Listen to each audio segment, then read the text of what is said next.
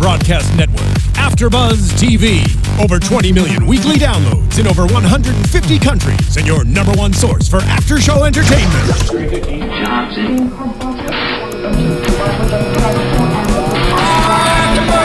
AfterBuzz TV, the destination for TV superfans, producing after shows for over 300 of your favorite TV shows, interviewing celebrities and showrunners, and bringing you behind-the-scenes exclusives. All thanks to E! Entertainment's Maria Menounos, producer Kevin Undergaro, and internet leader Akamai.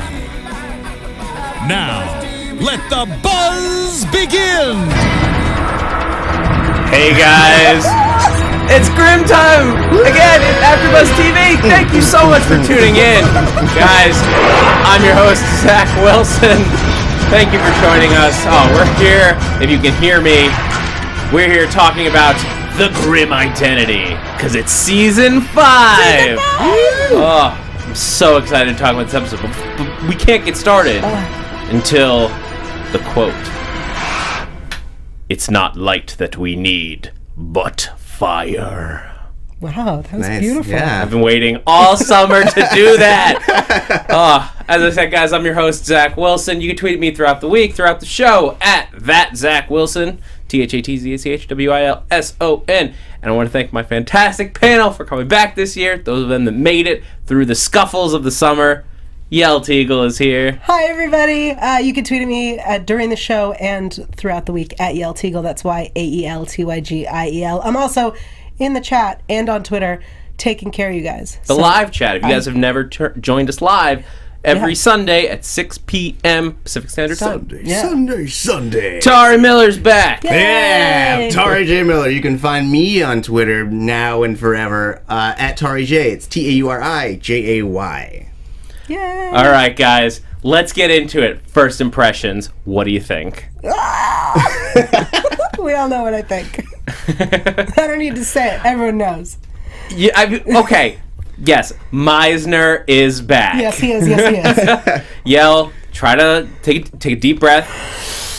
In through the nose, out through the mouth. Can't. You know. All right.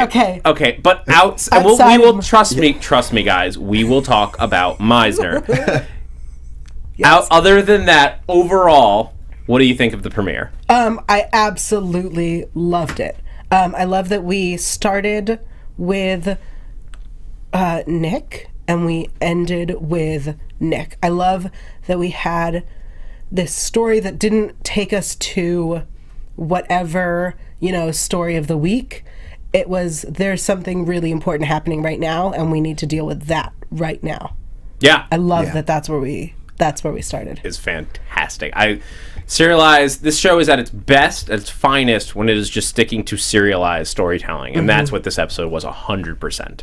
Yeah. Sorry, what I do you agree. think? No, I agree wholeheartedly. It was a very personal episode, and I feel like it wasn't until this episode that I realized just how much the gang has gone through from the very beginning, and it feels now super nonstop, especially since every episode or every season seems to pick up right where the last one left off. Usually you'll get a little bit of time in between seasons. You're like, all right, let's catch up with the gang. But now, essentially, everything is picking up right there. Nothing is, there's no time to rest. Everyone is kind of building upon this very stressful situation. Yeah, absolutely. And before we get into the nitty-gritty of all of the episode, because we're going to talk about this, I for lack of a better word, I'll just call them the Resistance 2.0 and the Claw. And we'll get like Adeline. So much to talk about. Yep. But I want to welcome a guest over the phone from last season. Dylan Chance is on the line. Hey, Dylan. Hey, guys. Hey! Oh, hey, Gil, I miss you so much. I miss you too. We miss Dylan. Dylan, unfortunately, won't be able to join us for the bulk of the season for the foreseeable future. You're in Denver now, I believe. I know. I'm hunting investment out here in Denver. Mountain investments. They're crazy. Yeah. We needed an agent in the Colorado area to keep an eye out for, I guess, Yeti Vesson. Oh, yeah. Yeah, Yeti Vesson, Rocky Mountain. Super prevalent. Yeah. Oh, well, there's a whole rash of it these days. Dylan, I wanted to make sure we got, so for all the fans that we're going to miss you, what did you think of the premiere? Oh, man, I'm just so happy it's back. And I'm so happy that Nick is, like, gone full crazy Grimm mode. That's all I've ever wanted. Just full crazy Grimm Nick. But I am sad that within the first 5 minutes, Trouble disappeared again. I was like, come on, really? I'm watching. Why do you keep taking Trouble away from me? Just to hear your pain. That's what the writers want. Oh, to yeah. hear your Seriously? pain. I'm watching. You know what? I still have hope that there's going to be a spinoff. Yeah. Hashtag Trouble in Paradise. Trouble in Paradise. We had to get at least one in. I'm watching Tari's mouth throughout this whole thing to make sure he's not like miming, because the conspiracy continues, because now Tari's here for the whole season. We lost Dylan, so we have no idea who's a robot and who's real. You'd never know. We never talk at the same time. Never. Well, Dylan, I wanted to make sure that we got a chance to talk to you. We're gonna get deep into the show, but do you have anything else you want to say to the listeners? I think you'll probably be in the chat throughout the season at random. Yeah, when I can, I'll join the chat. I do have to work pretty early on Monday, so I have to go to bed pretty early. But it's, as many times as I can, I'll join the chat, because I always want to hear what you guys have to say. I like watching what the viewers have to say. I miss all of you guys. I miss the viewers, and hopefully, I will be back someday. What we need is a teleportation vessel. Yeah. That can just I magic know, that would be great. Then I could just pop in and out. Sorry, I'm going to miss your Dragon Ball jokes, and I'm sorry that Zach and Yo will not laugh at them. Hey, it's okay. I will laugh at about 50% of them. I will misunderstand all of them. I'll look right in the camera just for you, Dylan. Thank you. I appreciate it. Before we lose him, Dylan, did you see him? Did you? I heard you yell from Colorado. I was like, oh, there's you yelling. I hear it. It was beautiful. Oh, man.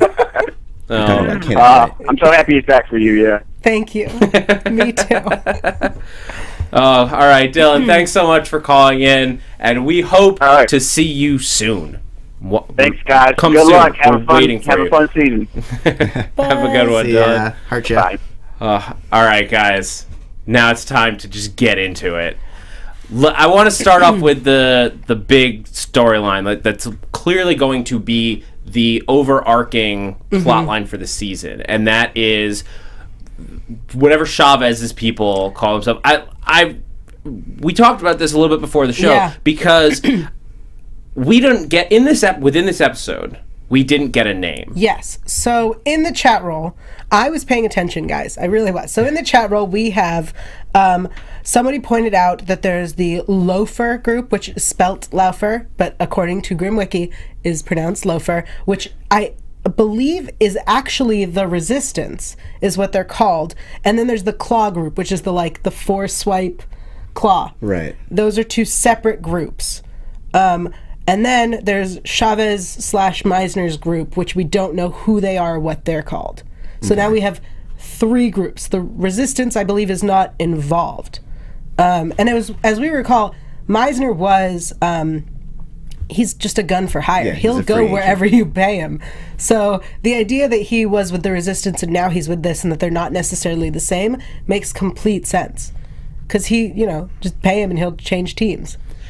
Is he a mercenary? I believe that was what was... I mean, I know that's what was said in the past. I don't know if it's still the same. See, I don't even know what to believe about Meisner anymore, because his whole accent changed in this episode.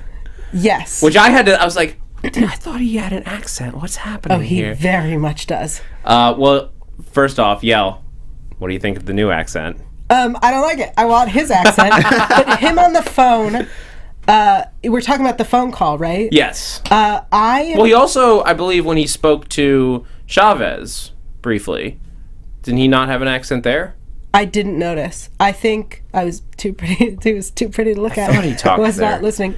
I believe he did. He had the accent. I think when he was just on the phone, he didn't, which I took to believe that he doesn't know who he's on the phone with. And so he's using a fake voice. Right. It's like a Batman thing. Also, Mr. Goku points out that Mr. Teagle got a haircut this season. Mr. Teagle. Guys, his name is Meisner. If anything, I'm Mrs. Meisner. Hey, we live in a progressive society. No, I'm just letting... I know. Just Meisner works with Yell. Yell Meisner. I've thought about it. I'm sure that you have. I haven't, guys. Moving on. Well, outside of Meisner, Right. who is but I guess it does have a big role to play. Yeah. He's clearly going to be involved in whatever we're doing with this group, but. Yep. His involvement, if he is a mercenary, it implies a willingness to hire outside help. I don't think he's a mercenary in this case, even if he was before. If he was a merc for the Resistance, right. I don't think he is here. This group, if they are truly separate from the Resistance, right. is clearly put together. They like this by the end of the episode. It's war. They're saying like war is coming. Yeah. Right. So if they're not, if this isn't like a resistance to the royals where it's like the powerful right. king that we have to take down, this is like terrible things are coming and we have to stop them. This is where like mercs throw off their like I fight for myself thing and start to fight just because they need to, because the world needs them. Right. Well, I mean, they keep referring to it as a secret government organization. Only because Chavez works because Chavez is involved, But and we assumed up until this point that she was near the top level. I think it's clear from this episode she is not. But I think the reason they called it a secret government whatever is because that's what Trouble told Nick, and Nick told everyone else. Yes, exactly. Which is what Chavez told Trouble. Right.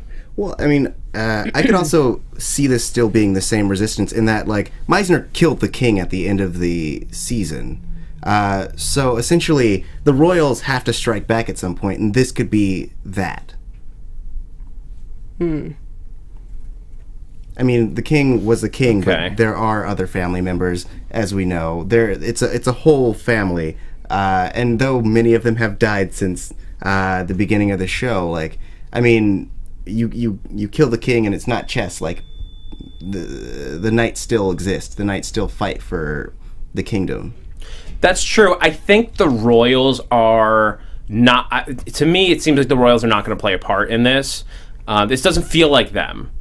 The royals, I think, are going to be too tied up in power grabs at this point. They're reeling. Plus, we've gotten the royals for like a bunch of seasons now. I think we're moving on to something else. Okay. That is partially colored by some stuff that I heard at Comic-Con. Yes. As in entirely colored by that, because that's what's happening. Yeah. Right. I also, colored by things I heard at Comic-Con, believe that this is an entirely new organization. Yeah. Well, new in that it's new to us. Yeah. Right. Not new like it just got built, new like we have not met them.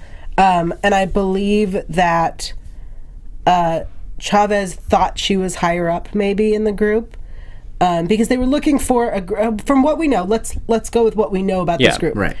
From what we know, they were looking for a Grimm because they're hunting Vesson, right? They're hunting bad Vesson. That's the thing. The royals, they do play similarly to the royals in that they don't mind working with Grimms, working with Vesson, working with whoever they need to help their cause.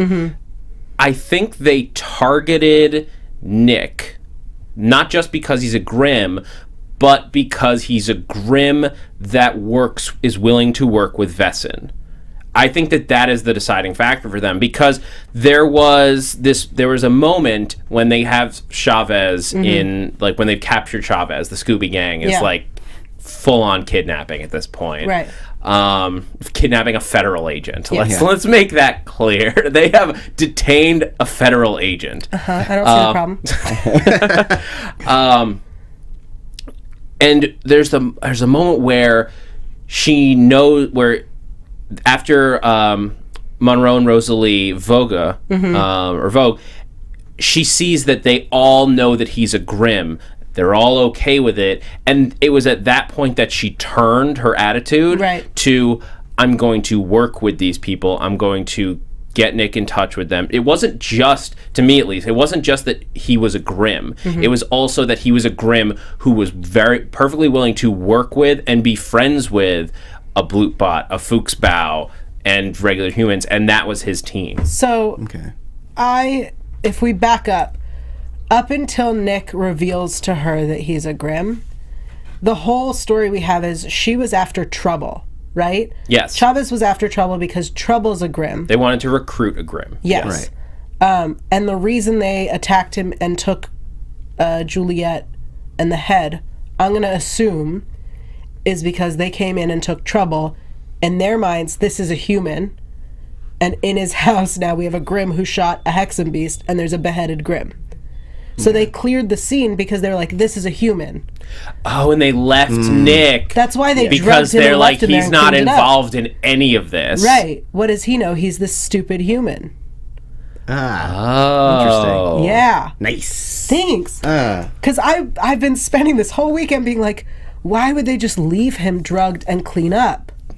That's a great point. That's the only thing that makes sense, I think. That's a great point. I think you're spot on. I hadn't thought of it, but I think you're spot on. See, guys, I do make points that are not about Meisner.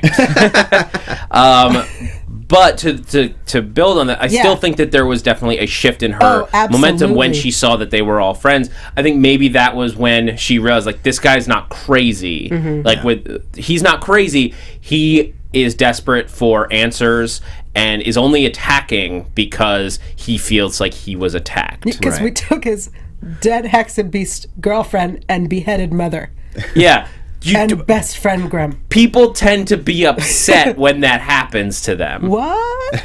Though they did clean up all the glass, guys. Yeah, that was really amazing. nice of them. I think they even replaced it too. Yeah, their cleanup crew, that's what he needs. Right? Because he just goes like, he blew up? Whatever, we'll just leave it. Leave the body. Yeah, I mean, how many times has that house been rebuilt at this point? Seriously. He probably could have, the amount of money they have spent rebuilding, he probably could have just built a new house at this point. Maybe he should have just started from the beginning and built up some reinforced walls. Yeah. Some steel paneling. And pretty sweet. Yeah. Panic room. Oh, yeah. Oh, my God. Nick needs a panic room so badly. Although the minute he gets a panic room is the minute he comes up against a gaseous vessel that can just leak in through like a perfectly sealed door, or just walk through walls. Like, he'll just discover that that's a thing. Oh, that's gonna be awesome. So we know that they took the body and the head. Why take trouble seemingly by force, or did they? Was it a ruse? I think it was by force. Yeah. I mean, she was she was on the run from them. They've been chasing her all of last season. So I mean, I assume that they're like, well, the only way that she's going to work with us is if we take her and eventually break her down and show her the way.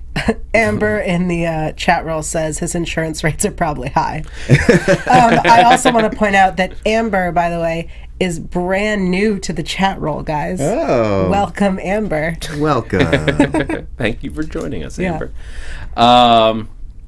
So as we get deeper into this episode, there's more specifics about the Resistance. Like, they've taken trouble. It's possible, I guess, that about the Resistance or about this group. I don't know what to call them. I won't use the word. I won't be calling them louder until I hear it on the show, or loafer, whatever. I don't think they are loafer. I think loafer is what the Resistance are supposed to be called, but we just refer to them as the Resistance. Oh.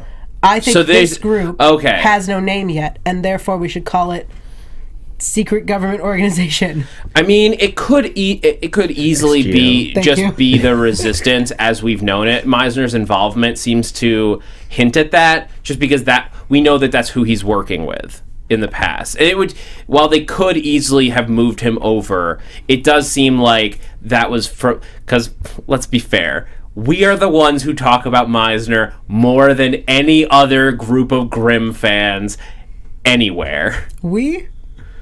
Well, me and Zach specifically. Just clarifying. Yeah, you two. But you two are crazy. We talk about it too because we have to bring it up for you, Yel. That's not just why. He is totally relevant. He is. I'm convinced that you're part of that. I also believe that I gave him a job. But here's what I want to say. I wholeheartedly believe that since we last saw him, right, with the Resistance, he became charged with protecting Diana, which is why we saw him kill the king and protect her. And then he got her somewhere safe, let's just say, or whatever, and now he's with this other group for whatever other reason. That's my belief. Also, somebody, I have it in the notes, Stephen Scott Bonnick pointed out that if Meisner is here, so is Diana, which begs the question of what's in the cage. Yes. Big question. Yeah. I don't think it's Diana. Let's run through our basic options. Trouble. Yeah. Could be in the cage. Which is really, I think, the most likely. Yeah, well, either way, there's trouble in the cage. It's just a question if it's trouble. If it's Teresa Rubel. Yeah. Yes. I thought it was Juliet, if I'm being honest. Somebody did point that out. It is. This show did. We sort of talked about it, so I'm not going to cover it as a separate topic. But like the question of, is Juliet dead? The episode almost presents it as if it all could have been fake for like the first 40 minutes. Right. Where was it all a dream? Because the funeral scene. This I found really interesting, having been to Comic-Con. Yeah. They showed the funeral scene in full color Right. at Comic-Con at the panel. So we were all like, oh, we're going to open up and with this big funeral for Juliet. And then that's all fake. Or it's a dream sequence, which was super creepy with the floating head in a box. And then... Okay, I'm sorry. I'm going to take us aside for a second, just because I'm sorry that I got us off track. We're going to go back to what's in the cage in a second. Okay, good. Because I have a lot of things. What do you guys think about the two heads? It was one floating head, and then it was two floating heads. All the other stuff was good creepy imagery to build this crazy sequence. Yeah. Why double the heads? I'm not sure that I even have an answer for myself, but there's a choice. You could eat the head floating within the box is creepy enough. Doubling it is it an implication because now there's a new Kelly on the block? The baby. Oh, right. I mean, if I were to put meaning to it, I would think that it was more the other head kind of also represents his aunt, who was also killed. In Aunt that, Marie. yeah. So it's this piling up of body, because there was also two coffins, which you could say is, one is Juliet's, one is his mother's. But then at the same time, you could also say it represents this other head. So I mean, the whole sequence was about all that he's lost. Yeah. And so I mean, maybe they couldn't get Marie's head, maybe they couldn't, get a bust of it, but those are the two main people in his life that basically one birthed him and the other one raised him, and they're both dead now because of being a Grimm. Yeah, I think that's a great analysis. That sequence just led into the first half hour or 20 minutes to half hour of the episode was so frenetic, so frantically paced. Yeah. That because they gave us Nick's panic. They moved everything so fast, eating to the point where no one was delivering the news that Juliet was dead with any tact. Literally every person. Nick, I kind of get is in a panic. He's like, Juliet's dead. I gotta do this. Everyone's like, whoa. Juliet's dead? Yeah. You don't just yell that at me. Yeah. Rosalie's response to Juliet's death, where she pointed out that they all had a part in it, and the guilt that she's feeling. I appreciated that because half of last season, all of the fans turned on Juliet. Everyone was ready for her to die. And that's amazing, right? This show spent 3.5 seasons making us love her. And in half a season, we all wanted her dead. Unbelievable. And the fact that, Rosalie pointed out, we used to love her. The old Juliet was amazing. Yeah. Yeah. The old Juliet was a strong character, very interesting to watch, had a unique perspective on this world that she had been brought into, that she had been accidentally brought into. Everyone else is in it just by their birthright, basically. Hank is in it. Even Hank and Wu are in it just by the nature of being police. Right. This is crime that's out in the world. They're here to stop it. That's what they signed up for by being cops. Juliet just found her way in here because she liked this guy and thought he was pretty. Silly of her. Yeah. Somebody about, just back to Rosalie real quick. Stephen Scott Bonnick again said in the chat that he heard Bree, who plays Rosalie, say that Rosalie might slip back into her drug habits based on this guilt and what happened. And I'll say this. She does own a lot of drugs. She does own a lot of drugs. I want proof, Steven. I want to see where you saw this, because I do not recall anything about it, and I haven't seen that interview. Yeah. But I'd like to. Just as a theory, it stands to reason. 100%. Actually, wait. She totally said that at Comic-Con. Did she?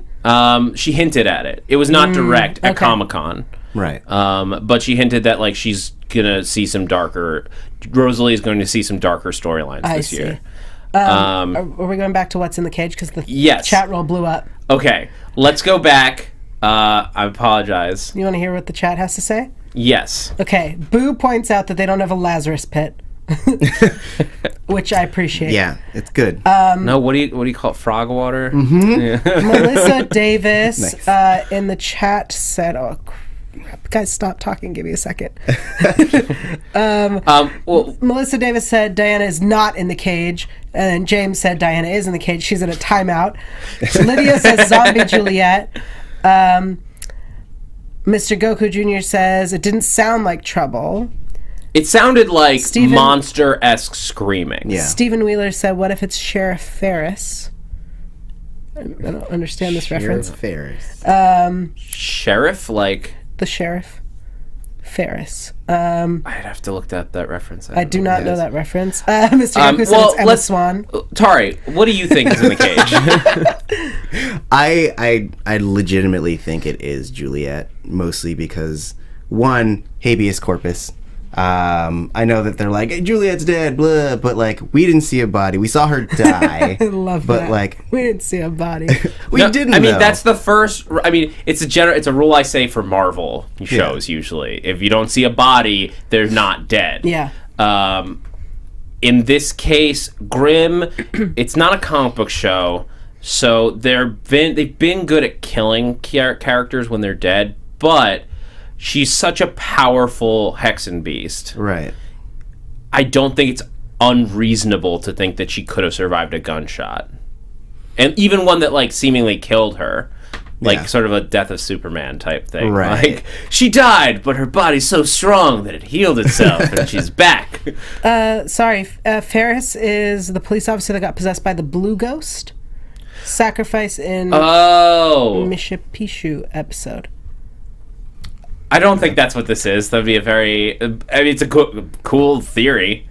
But do you think it's something... So you guys think it's something definitely established? Yelv, you have not actually given your opinion yet. Yeah, I haven't given my opinion. I thought it was trouble, because I thought that was like it's the obvious choice, so they're going to be like, no, it's not, and then it is. The idea that it's Juliet, I'm only okay with if the idea is we'll see it, and then it's Juliet, and it's this zombie-esque, deformed, Lazarus Pit-esque, what comes back from the dead.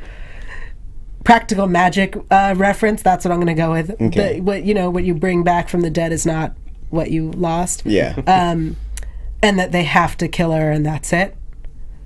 I'd be okay with that. Like a one episode, wrap it up. Yeah. Everyone's okay with her dying because it's better for her. Yes, I could see... I would be okay with that. And I could see that happening, especially because it's been so confirmed that Juliet is dead. Right. It's the idea that, like, Juliet's monster Hexen Beast soul is still alive. Yeah. It's such a Moffat thing to be like, I said Juliet was dead. I never said the Hexen Beast. I mean, that's what, like, everyone's... That's like the supposed Game of Thrones thing. And I won't say characters in case anyone's behind. I have never been on the internet. Go on. I'm not going to be the one to spoil it. But the big like that character is dead, but that character with a different last name is alive. Right. Yeah.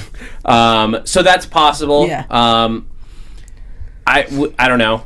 But Bitsy is out. Like, that's something I believe whether we have a final goodbye to Bitsy, the actress. She's not a series regular anymore. Yes. Right. So, like, having her back for an episode to say goodbye or whatever. Yes. Sure. Okay. And I would like to see that. That would be cool. That would be interesting. Yeah. Yeah. I mean, the simple answer, just real quick, could be that it was one of the Claw members essentially just hanging out, and they caught one, and they're like, "What were your plans?" right before that or right after that. It could be a very powerful Vessin. Yeah.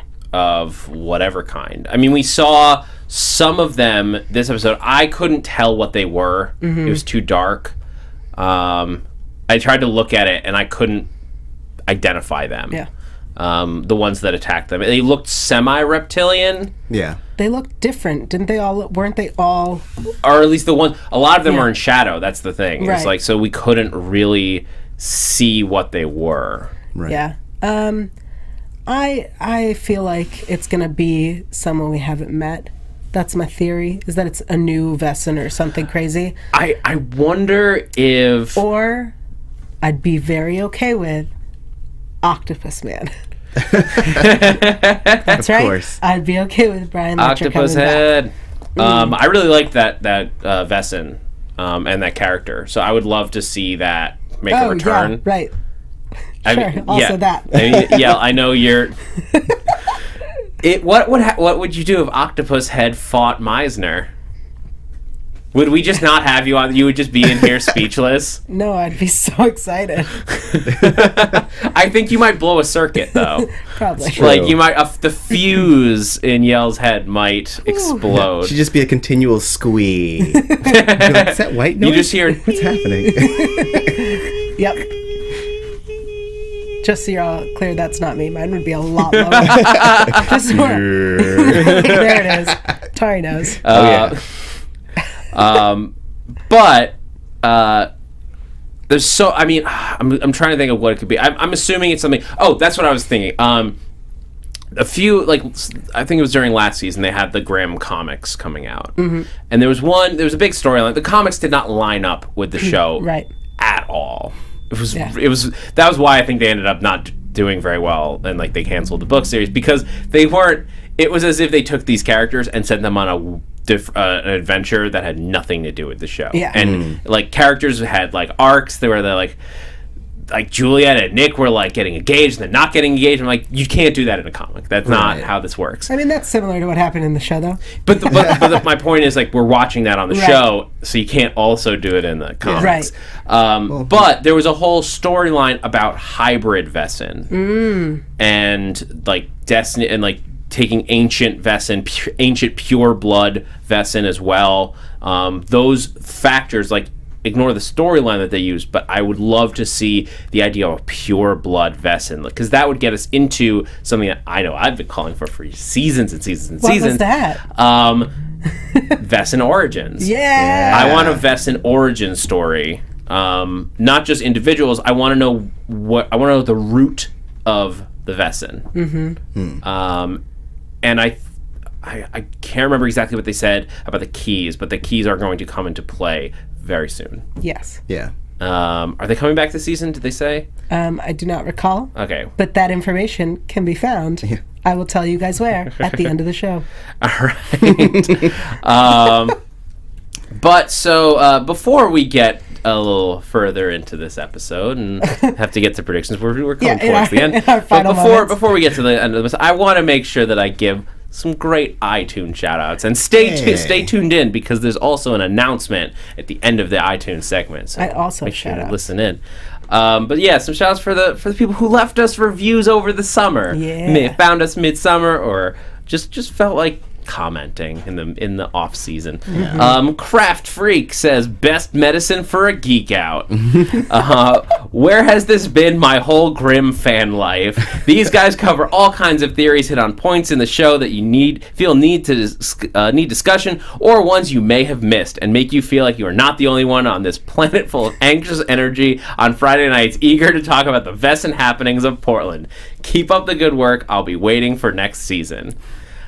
Thank you so much for watching. Thank you. Because, as we've said before, this is a show where all of us had watched this show, had no one to talk about it with, and then were so happy once this panel got founded. Yeah. When it was just me and Yell back in the day when we started this. Oh, that was so weird back in the day. Yeah.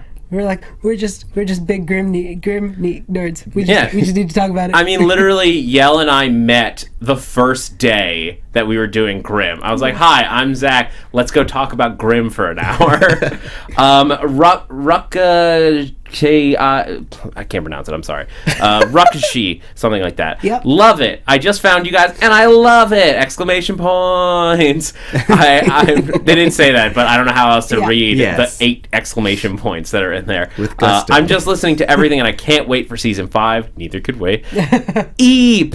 But I want to know what you thought of season 1 and 2, because we weren't doing the show back then, because I wasn't at AfterBuzz yet when those were airing. We had to come in mid season 3. Yeah. I don't know. Maybe we'll do some recaps at some point in the future. Maybe. If that's something people would want at some point. Maybe. We'll see. Yeah. Ing25 says, great podcast. Just discovered Grimm this summer. This podcast is perfect to walk me through the show. Love the hosts. They make me laugh. Loving the host says, bow tie, pants, dress, shirt, Clothing. other shirt, Clothing. Suit. karate uniform, lipstick. Oh, are those emojis? Yeah, they're emojis. Got it. It's the lipstick that got me. Love this show and AfterBuzz podcast. Hosts are awesome, and I keep looking forward every week to hearing them. Aww. Thank you guys so much. Be sure to hit us on iTunes with a review, and you'll get a shout out. And if you are an international Grimm fan, because I've had this on some other panels, if you're an international Grimm fan and you leave us a review on iTunes, tweet us a picture of it. Yeah. It's hard to check all of them because you have to go through so many loops to see an international iTunes. Yeah. So take a picture and send it to us, and we'd love to shout you guys out because I know there's a few of you out there. And we have more shout outs. John on Twitter, who just joined the Grimm After Show. So thank you. Welcome, John. And Grimmaniac wishes you a happy birthday, Zach. Thank you, guys. But Grimmaniac chose to watch The Walking Dead over being live with us today. So How dare he? we see how it is. That is Watching you, Grimmaniac. awesome. Thank you. Yeah. But I almost didn't say happy birthday to you for them. I was gonna be like, oh, well, you don't deserve it. But it's and thank your you birthday. to everybody who tweeted me today and wished me a happy birthday. Yeah. Really, every time my phone lit up with a fan tweet, my smile went really wide. Yeah. All right. We have to talk about the baby. We do have to talk about the baby. Yeah. All right. Stay tuned for the end of the show. I'll make an announcement about some giveaways. Yeah, you're gonna want to stay tuned. All right. But the baby. Yes. I thought Adeline was faking it at first. I'm gonna be straight up with you guys. The baby I coming? thought she was fit when she's in with Bud, and she's like, "Oh my God, it's coming." I thought she was faking it to get away from Bud. Yeah, that did see cross my that. mind. Because he's getting her pancakes, and it's like, "Oh, Bud." When is his family coming back? Never. That thought crossed my mind as well. Well, keep in mind, It's the same- It's been months for us. Right. It's been 8 hours for Sure. them. Yeah. It occurred to me. When is his Yeah. family coming back? It's on an I think extended he said- vacation. I think he said they were away for a little while, and it's been 8 hours. Sure. But okay, so she had the baby. Yeah. She had the baby. Seems to be a healthy little boy. They have named Kelly. Very sweet moment. Totally called it. Totally called they were going to name the baby Kelly. Yeah. I think had she known about Juliet dying, the option of Julian would have been brought up. Mm-hmm. Because really without Juliet, they wouldn't have been able to make this baby. But the idea of Kelly, I was like, oh no, she doesn't know Juliet's dead. Baby's named Kelly. She goes, I named him Kelly. I was like, yeah, I know. I figured that out. Good job. That's what she sounds like in my head. Oh, nice. Yeah. Cool. Sorry, Claire. I guess I'm excited that the baby's here. Yeah. At the very least. I was trying to think of the timeline. I'm like, how quick was this baby born? Well, I mean, her first baby only took 6 months. Yeah. That's true. All right. We have and in the she was chat. with Kenneth a long time. Oh, that's true. She was with Kenneth and then a long time. Okay. But 9 months? 6 months. Fair enough. Okay. Anyway. Chaos. I get it. it's spelled funny. Chaos 13212 says that the babies are probably going to be like Wyatt and Chris from Charmed, which are the two boys in Charmed, and then so like Diana and Kelly. And then James pointed out that they're more of a Sam and Dean from Supernatural. I mean, I would love I've said this before, I would love an Angel style baby goes into an alternate dimension, comes back a teenager, so that like it's not just babies. I think that's more likely though with Diana than with Kelly. Yeah. I think because he's normal. He's Well, normalish. Diana, it's a Hex and Grimm. Normal. Sauber. I don't know. Sorry. Diana or Kelly? Kelly. Oh, you're right. Okay. You're right. It's a Zaubergrim. It's a Zaubergrim. Yeah, so everybody with the hashtag Hexengrim, which everybody's been tweeting, dead. Dead hashtag. Figure out how to spell Zauber. It's Zauber. Grimm. Or Zaubergrim. is it? No, it is. I know how to spell that word. I don't know how to spell Zauber. I know how to spell that one. Yeah. I'm proud of myself. Not only can I pronounce it, I can spell it. Also, but people are pointing out that Kelly is traditionally a girl's name, but Kelly is also... It's a Kelly unisex name. Yeah, Kelly is a unisex name. Very much so. Yeah. Yeah. So I would love for them to age up. You're right. Diana is more likely to just naturally like within the show world. Yeah. Take a jump without like doing some crazy spell or alternate dimension because she's had so much magic done to her. Right. Yeah. When she was in the womb. But a Zaubergrim is its own thing. It has no set rules applied to it at this point. So it could turn out... I mean, making it age super quickly would be a little much, but if you do something else to it to get it to age quickly, it's just it's something I think would be useful for the show. Yeah. Because you have a bunch of babies going on. It's only a matter of time before Monroe and Rosalie have a baby. Yeah. So... we're waiting to see. So I hope they jump that forward instead of... Because as babies, they're just props, basically. Right. Well, yeah. Though, I mean, I personally am looking forward to seeing Nick on this journey of, like, raising this kid. Especially since he's had such a weird, like, childhood and such odd upbringing. Him struggling through this, I think... will be a really interesting thing. I mean, kind of going to that moment where she and him are talking, and they're both talking about how the baby might be the worst of them both. That's like a legitimate parent thing to worry about. And I think that it hits a new aspect that the show hasn't touched on yet. Yeah. I also am excited to see, because a lot of people, once Adeline announced that she was pregnant and Juliet became a Hex and Beast and everybody hated her, everyone was like, oh, Nick and Adeline should get together. I'm excited to see that organically grow because I feel like they're forced together in a way that like in a real relationship, that doesn't make any... Just because they had a kid together doesn't mean that they are a good couple. No, Right. but they do have a back and forth. They have a lot of pain in their past. Right. Absolutely. If they can get past that Yeah. and truly start over from zero, they do have... I think they would get along, those two personalities, if they can ignore all the pain they've caused each other. It'll be tough, and it'll be very interesting to watch. That's what I'm very excited about, because just having a kid forces you to just spend a lot of your time with this person, around this person. Right. There is no not seeing them. Yeah. So if they do end up having any kind of emotional connection... they might end up together, they might not. I don't know how I feel about it. It'll depend on what we see. But I like both characters right now. Yeah. They're both positive in my mind. And I want to see that happen. I mean, aside from the pain and all the things they have in common, the idea that Nick is now raising a child with a woman who has slept or has been with his partner and his boss, right? Like, she came into this story through Hank, Right. and then she has slept with Renard a few times. She's slept with well, whatever. We don't have to count her sexual no, past. but like We're running but low like on people, time. But sorry, like, yes. but people in his life. We'll take I was the just rest getting of our real time. excited. Yeah. So, because she's gotten a lot. Anyway, I was just saying that like they have to build this relationship because right now they're just two people that happen to have a baby together, and have some similarities. Yeah. That's how I feel. I personally hope that they never get together and that it's just like this friendship that they build with this child. Sure. Yeah. That's my preference. Okay, so really quickly, because we got to wrap out. Anything else any other moments that you guys really liked in this episode? Just final thoughts, and then we'll get like one prediction in each, and then we'll have to get out of here. Yeah. Any big moments? My favorite moment was just the talk over the child.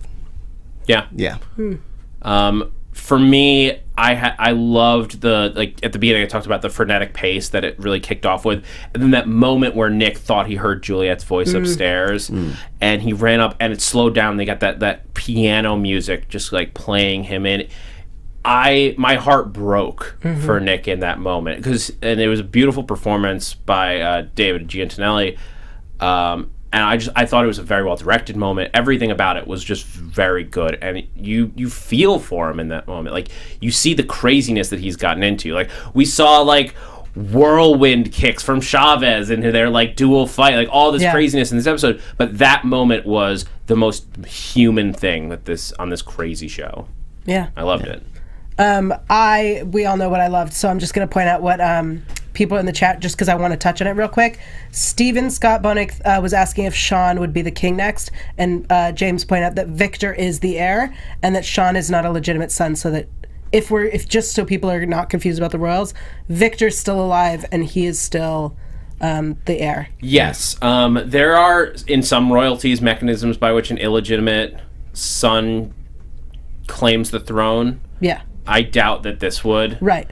And I don't think we're going that way anyway. I just wanted to clear the air on that. Yeah, absolutely. Gotcha. All right, let's do predictions and get out of here. Your AfterBuzz TV predictions. Lots of stuff in that this season on preview. Like, whoa, mayhem all over the city. The claw mark is really just going to be everywhere. I love that this is going to be a huge arc throughout the season. They're setting that up. The uprising has begun. That may be what they're called. Maybe. The uprising. What do you guys think? Oh, I have no idea. I'm just so excited. I have no predictions. Tari. I am going to make just a wild prediction that the resistance that we know, or at least this secret government organization, thank you, is actually going to be a part of the Vesson Council. They're going to be like a subdivision of that. Oh. See, I think the Vesson Council will wind up being a third party to this. I think it'll be interesting to see how they deal with the uprising. I think they may side with the SGO group. The SGO. Yes. Secret Government Organization. Yes. All right, the SGO. Until we get a name, they are officially the SGO. Yeah. I think the Vesson Council may side with them, maybe even send them aid, but I don't think they are directly involved. Cool. I think they're like outside of it. They're just like, but the uprising will be outing Vesson. Yeah. So, I mean, maybe that's it. There's my prediction. The uprising is about putting Vesson out into the public eye, finally like shedding the secrecy that's been around for centuries and millennia. Melissa Davis literally just wrote, Vesson uprising is Vesson coming out of the closet to take over the normal world. Nice. Yes, Melissa. Yes. Yeah. Great minds think alike. And the last thing from this great mind. Sorry, I'm not that egotistical. So then before you get to your great mind. No, I'm kidding. Go ahead. But I have some stuff that I brought back from Comic-Con over the summer to give away to you guys. The most terrifying thing ever. Yeah, they gave these out, and Tari and I took people left a few of them behind when Tari and I were there, so we gathered the ones we could. Yeah. It's a Monroe ballroom mask, I guess is the best way I can describe it. And there's one creepy other one that I'm keeping secret that's hidden away in there. But tune in next week. Be sure to tune in live for this one. We're going to give them away slowly, so there'll be different ways to win throughout the season. Awesome. But for next week's, you're going to have to be here live to find out how to win. Awesome. Yes. Before we go, real quick, I told you guys that I had key info. The key info is available on my interviews from Comic-Con. I don't remember exactly who told us about it, probably the producers, but in the interviews from Comic-Con, which are available online at yell.tv, I will also tweet them out at YellTeagle. That's YAELTYGIEL. All right, yeah, Tari Miller. Hey, I'm Tari J. Miller. You can find me on Twitter at Tari J. It's TAURIJAY, and on assorted panels here on AfterBuzz TV. You guys can tweet at me throughout the week at that Zach Wilson, THATZACHWILSON, and a whole bunch of shows here at AfterBuzz, including The Leftovers and Doctor Who later tonight with this exact same fantastic panel. I'm super excited to talk about it with you guys. Guys, I'm Zach Wilson. Thanks for geeking out with us. From executive producers Maria Menounos, Kevin Undergaro, Phil Svitek, and the entire AfterBuzz TV staff, we would like to thank you for listening to the AfterBuzz TV network. To watch or listen to other after shows and post comments or questions, be sure to visit AfterBuzzTV.com. I'm Sir Richard Wentworth, and this has been a presentation of AfterBuzz TV. Buzz you later. The views expressed herein are those of the hosts only and do not necessarily reflect the views of AfterBuzz TV or its owners or principals.